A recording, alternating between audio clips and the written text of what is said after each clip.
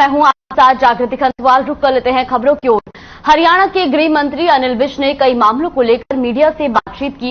इस दौरान उन्होंने पंजाब के पूर्व मुख्यमंत्री कैप्टन अमरिंदर सिंह के बीजेपी में शामिल होने पर प्रतिक्रिया देते हुए कहा कि बीजेपी को इससे पंजाब में मजबूती मिलेगी। वहीं कांग्रेस के राष्ट्रीय अध्यक्ष पद के चुनाव के लिए कांग्रेस पदाधिकारियों के लड़ने के सवाल पर गृह मंत्री अनिल विज ने कहा कि कांग्रेस का कुछ पता नहीं, यही यह आज कल या परसों क्या करते हैं वो तो इनकी खबरें भी नहीं पढ़ते। वहीं तृणमूल कांग्रेस के नेताओं की ओर से बीजेपी को दी गई धमकी पर प्रतिक्रिया देते हुए अनिल विज ने कहा कि होश हवास में तो कोई भी आदमी ये बात नहीं कह सकता, यदि बेहोश होकर की है तो इसका भी इलाज करेंगे। वहीं महंगाई के खिलाफ उत्तर प्रदेश के पूर्व मुख्यमंत्री अखिलेश यादव के धरने पर बैठने पर गृह मंत्री अनिल विज ने प्रतिक्रिया देते हुए कहा कि हमारा प्रजातांत्रिक देश है और विपक्ष का काम विरोध जताना है, मगर जहां तक महंगाई की बात है, हमारी अर्थव्यवस्था पूरे विश्व में अन्य देशों की तुलना में मजबूत है। नहीं, बहुत मजबूती मिलेगी। जहां तक महंगाई की बात है, आप सारे विश्व के तुलनात्मक अंतर है कि हमारी इकोनॉमी कितनी मजबूत है और बड़े बड़े साम्राज्यों की इकोनॉमी डाउन जा रही है। नहीं, बहुत मजबूती मिलेगी। उससे अमरिंदर सिंह जी के आने से बहुत उसका फायदा होगा और पार्टी पंजाब में बहुत मजबूत होगी, बहुत फायदा होगा इससे। कांग्रेस का कुछ नहीं पता, ये आज क्या कहती है, कल क्या करती है, परसों क्या होता है, इनका कुछ नहीं कह सकते।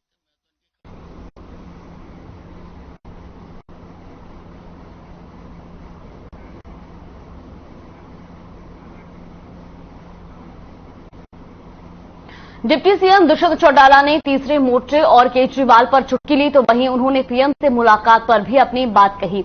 दुष्यंत चौटाला ने कहा कि हिसार, कागरो एयरपोर्ट और राखीगढ़ी में हड़प्पा की सबसे पुरानी साइट को लेकर पीएम से मुलाकात हुई थी। 2020-21 के बजट में राखीगढ़ी साइट को विकसित कर पर्यटन केंद्र बनाने के लिए केंद्र ने 500 करोड़ रुपए जारी किए थे, लेकिन कोरोना के चलते वो प्रोजेक्ट अधर में ही रह गया। इन दोनों प्रोजेक्ट का काम शुरू होते ही पीएम मोदी आएंगे। तो वहीं बाजरे की सरकारी खरीद शुरू न होने पर कहा कि केंद्र से हमें 1.60 MT बाजरा खरीदने के आदेश मिले हैं, बाकी 6 लाख MT बाजरे को MSP या भावांतर योजना से खरीदने पर जल्द फैसला लिया जाएगा।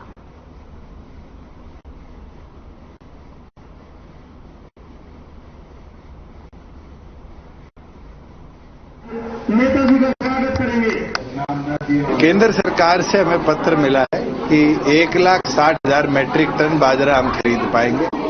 वो हरियाणा सरकार पीढ़ी के लिए 5 महीनों के लिए खरीदेगी। बचा जो अनुमानित है लगभग 6 लाख मैट्रिक टन है, उसको अभी हम डिसाइड करेंगे कि MSP पे खरीदेंगे या भावांतर भरपाई में पिछले साल की तरह किसान को पैसा देने का।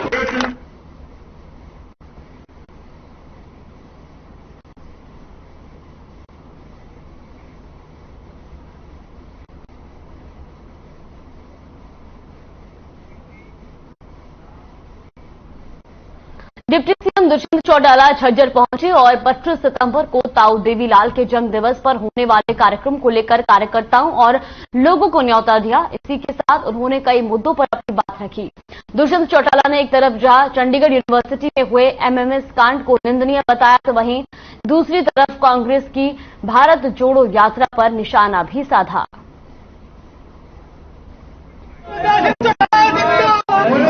कर रही है, जो भी हुआ बड़ा निंदनीय है। जिसने भी इस तरह की घटना के अंदर इन्वॉल्वमेंट है, जो चर्चा आ रही है कि कई विदेशों से भी तार जुड़े हो सकते हैं, इसकी गारंटी तो कोई नहीं है, मगर इन्वेस्टिगेशन के बाद ही एक्शन लिया जाएगा। पंजाब पुलिस कार्रवाई मेरे ना तो संज्ञान में मामला है और ना मैं ऐसे मामले पर टिप्पणी करूंगा जब तक कोई फैक्ट किसी भी फॉरेन कंट्री से शेयर ना हो।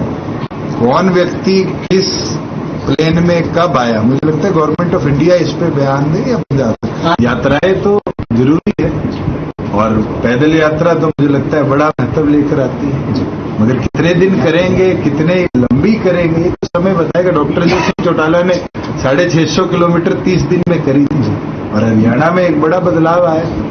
तो अभी कहना उनकी यात्रा के ऊपर बहुत जल्दी है, क्योंकि तो अभी तो कांग्रेस के अध्यक्ष पद के चुनाव है। क्या पता यात्रा बीच में अध्यक्ष पद के लिए छोड़नी पड़े।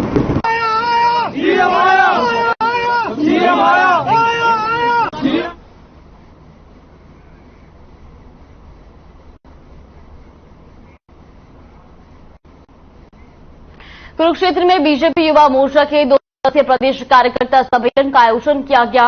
सम्मेलन के समापन सत्र के मौके पर बीजेपी प्रदेश अध्यक्ष ओपी धनखड़ ने शिरकत की। उन्होंने पार्टी कार्यक्रमों के साथ युवा मोर्चे की जिम्मेदारियों को और कर्तव्यों के बारे में विस्तार से चर्चा की।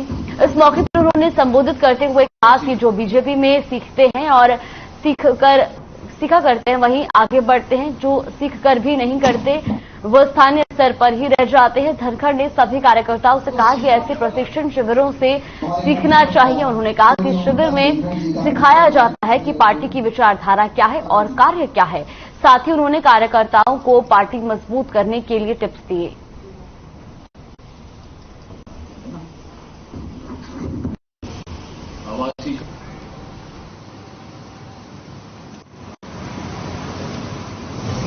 इसमें खास बात है जो सीखते हैं और करते हैं वो सब बीजेपी में आगे बढ़ते हैं।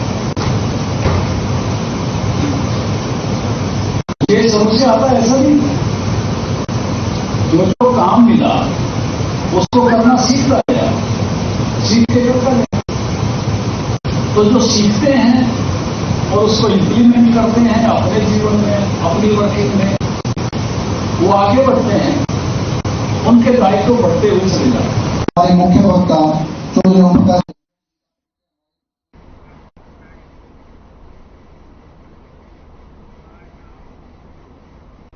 साइबर सिटी गुरुग्राम से एक मारपीट का एक वीडियो सामने आया है जिसमें कुछ पुरुष और महिलाएं एक दंपति को उनके ही दुकान पर पीटते नजर आ रहे हैं। वारदात विश्वकर्मा पूजन के दिन हुई। क्या है पूरा मामला, देखिए रिपोर्ट।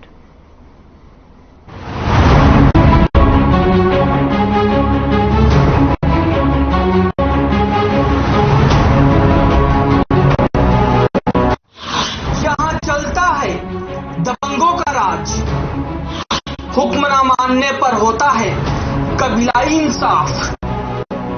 जहां ना कानून का कोई मतलब है ना ही है पुलिस की परवाह। ये है साइबर सिटी गुरुग्राम।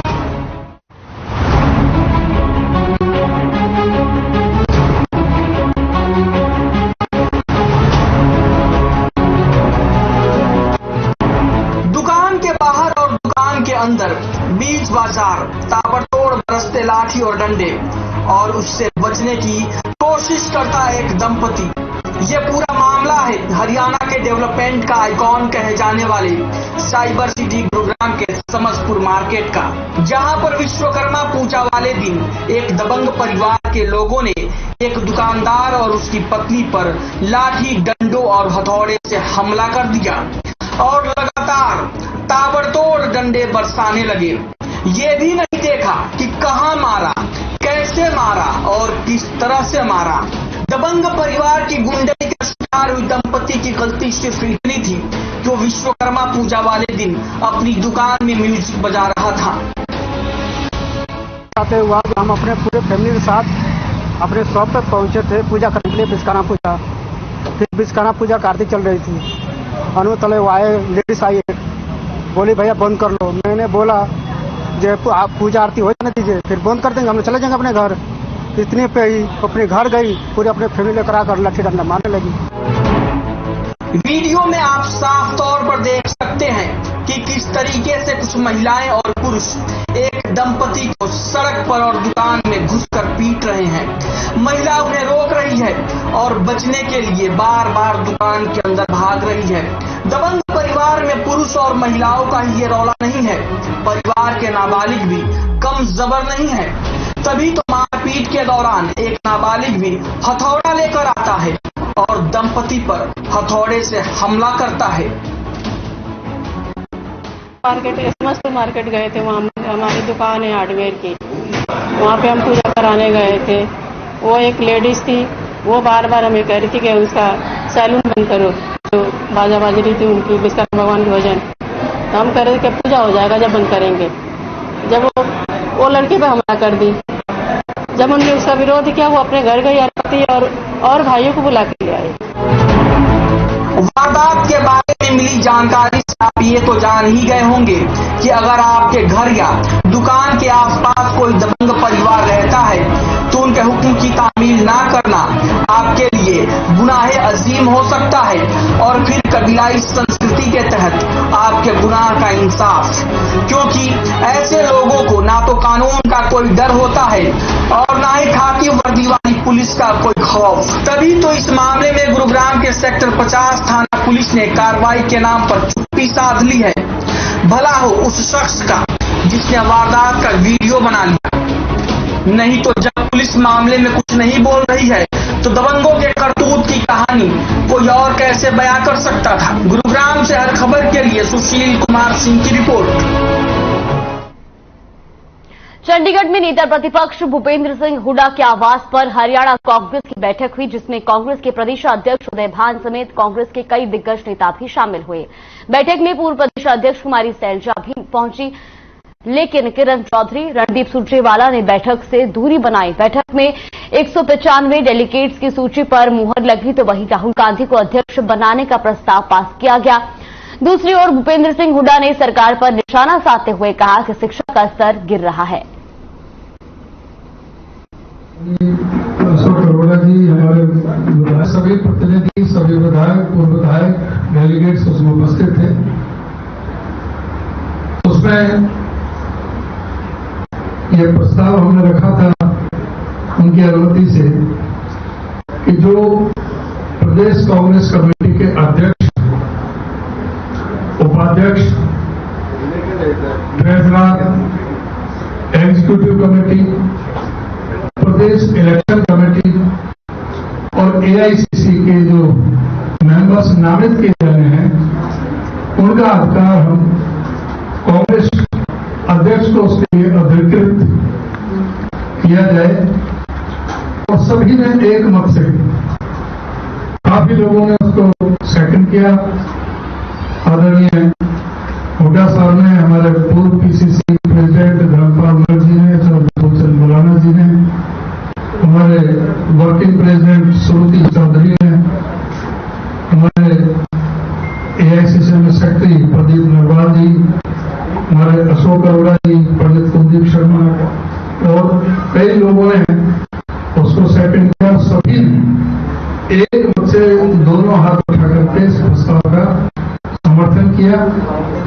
जब पूछा गया कि कोई इसके विरोध में है तो वही हाथ उठाए, तो किसी ने भी हाथ उठाया। इस तरह से जो ये पूरा जो प्रस्ताव था, हमारे अरोड़ा साहब ने हाथ उठा के समर्थन मांगा था और सबने यूनानिमस तौर से एक मत होकर के एक राय से ये प्रस्ताव पास किया। बंदी की है वो मरा हुआ टीचर की बंदी कर दी गई। और असलियत क्या है, बच्चों को तो टीचर नहीं मिल रहे और टीचरों को स्टेशन मिल रहा।